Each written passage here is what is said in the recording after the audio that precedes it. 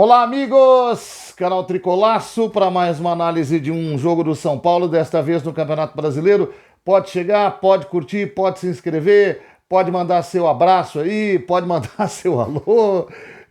Compartilhe também, diga que tem um cara bacana que fala das coisas do São Paulo por aqui. Eu sou o Robson Ramos, para quem não me conhece, e este é o nosso canal Tricolaço para falar das coisas do tricolor paulista. Por aqui a gente segue no Campeonato Brasileiro, 14ª rodada, depois de Red Bull Bragantino 0, São Paulo 0, em Bragança Paulista, um jogo que eu considerei um empate aceitável. Aceitável porque eu gostaria mesmo era que o time vencesse a partida e acho que o São Paulo tinha até possibilidade para isso. Agora, aceitável porque a gente sabia que, ao optar por um time praticamente todo reserva, se é que dá para dizer que o São Paulo tem um time reserva, né?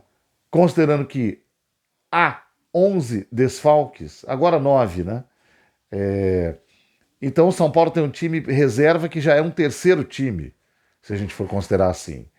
E esse time do São Paulo não iria entrar em campo para uma expectativa maior do que essa, se a gente colocar na balança um time totalmente reserva contra um time bom e que está embalado, que é o caso do Red Bull Bragantino, que desde a parada da data FIFA só vem crescendo no campeonato, meteu uma goleada no Flamengo, ganhou de outros times importantes, está em quinto lugar na classificação geral até essa rodada, agora vai para sexto, porque não venceu o jogo, e jogando lá, na teoria, com o time reserva, o São Paulo era até mesmo candidato à derrota hoje. Que não seria boa, mas dentro do aspecto da gente considerar a Copa do Brasil, que continua na quinta-feira, que é importante, e com o campeonato ainda na 14ª rodada, também não seria um resultado tenebroso, mas ia incomodar. Então, de um modo geral, a gente acabou vendo algumas coisas que se saíram melhor do que a encomenda. Um time reserva do São Paulo muito lutador e muito consciente do que estava fazendo. No primeiro tempo, um time que se defendeu muito bem, mas que não abriu mão de ir para o ataque, não chegou a finalizar tantas vezes, mas levou muito perigo nas construções ofensivas contra o time do Bragantino. O Bragantino que foi um pouco melhor nesse quesito, porque quando atacou, efetivamente finalizou, só que eu acho que o São Paulo levou mais perigo, apesar de não ter finalizado tanto. Porque o São Paulo conseguiu abrir a defesa do Bragantino, deixar muitas vezes a bola passar na frente com o gol aberto, que faltava um pé para concluir, ao passo que o Bragantino, mesmo chutando, na maior parte das vezes chutou errado, não soube aproveitar a qualidade que tem, que costuma ter, para fazer os gols. E aí o primeiro tempo terminou 0-0, voltou com o São Paulo um pouco pior da minha visão, porque o São Paulo foi excessivamente recuado na segunda etapa. E assim foi boa parte desse segundo tempo, até que o Dorival percebeu que ia ter que dar uma mexida no time se ele quisesse pelo menos arriscar tentar ganhar, né? Eu tenho uma opinião de que se mantivesse o time como estava, talvez a gente conseguisse o mesmo 0-0 que conseguiu no final de hoje com as alterações. E ninguém que estava guardado para o jogo de quarta-feira cansaria. Mas eu acho que chegou um momento do jogo, que foi exatamente ali onde as trocas foram feitas, já perto dos 30 minutos, onde o próprio Dorival deve ter pensado, pô, tem espaço, e tinha mesmo, e eu posso de repente tentar ganhar esse jogo, então eu vou arriscar. E assim foi, ele tirou o inoperante Marcos Paulo, cada vez mais dando razão a Rogério Ceni e também ao próprio Dorival, porque o Dorival, a bem da verdade, começou a usar o Marcos Paulo também para testar. Pô, deixa eu ver porque que esse cara nunca entra. E deu certo algumas vezes, mas aquilo começou a diminuir, né?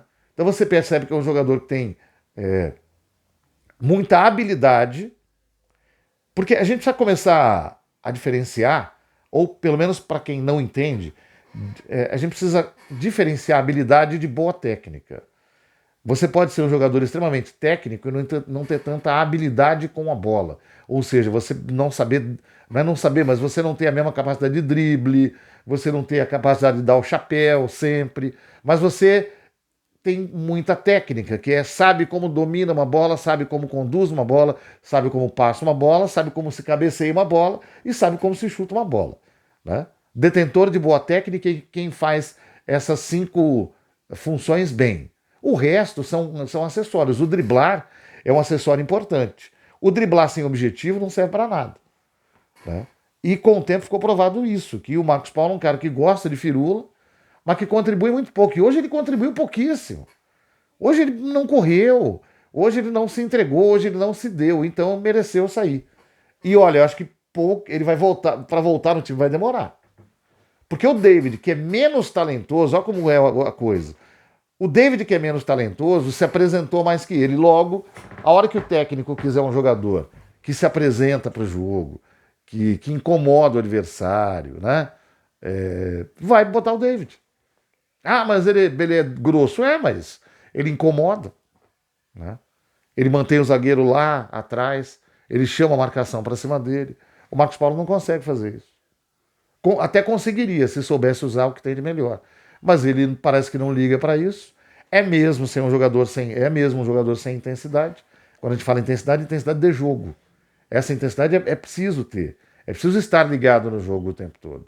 Bom, entrou o Rato, entrou o Rodriguinho, entrou o Nestor, o time melhorou em consistência, especialmente no meio de campo, que o São Paulo perdia com muita facilidade para o Red Bull e conseguia empurrar um pouco o Bragantino para dentro do seu campo. Depois disso entrou o Pato, entrou o Arboleda também para ficar no lugar do Belém, que sentiu cãibra, né?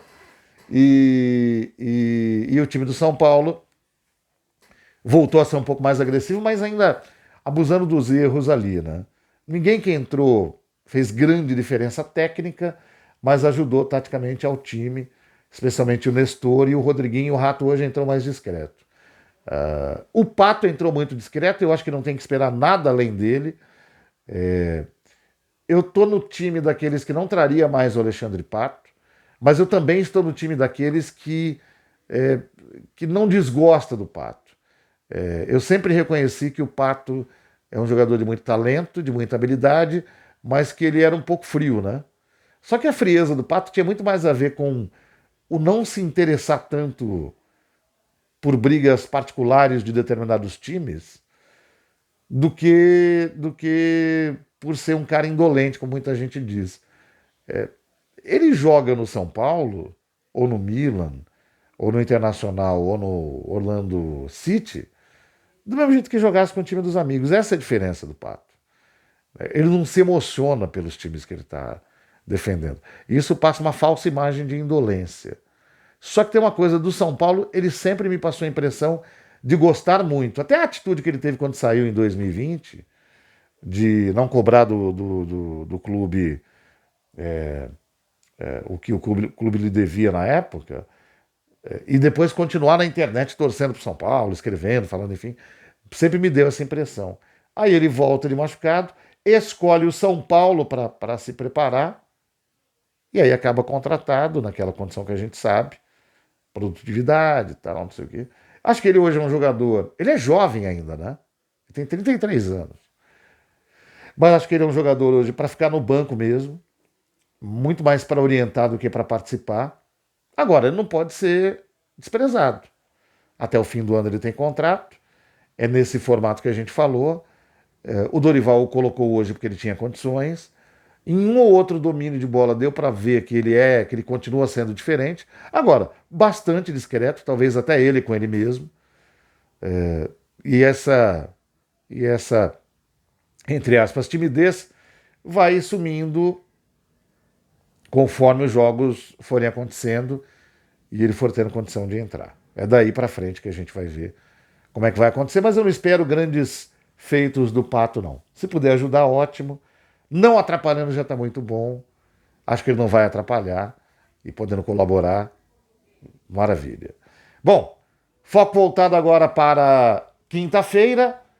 Palmeiras e São Paulo no Allianz Parque, jogo de volta da Copa do Brasil. O São Paulo está na frente, vencendo por 1-0. O Palmeiras ontem cometeu um vacilo ao não vencer o Flamengo em casa. E não é porque o Palmeiras estava muito bem e o Flamengo achou, não. O Palmeiras jogou um segundo tempo muito ruim. E se jogasse contra o São Paulo, e o São Paulo jogar com o mesmo ímpeto que jogou na quarta-feira passada, haverá problemas para o time da casa e eu acredito numa classificação do São Paulo. Mas aí a gente vai conversar só na quinta-feira mesmo, ou em edição extraordinária se houver alguma hecatombe por aí. Por hora, obrigado a você por estar conosco mais uma vez por aqui e vamos São Paulo!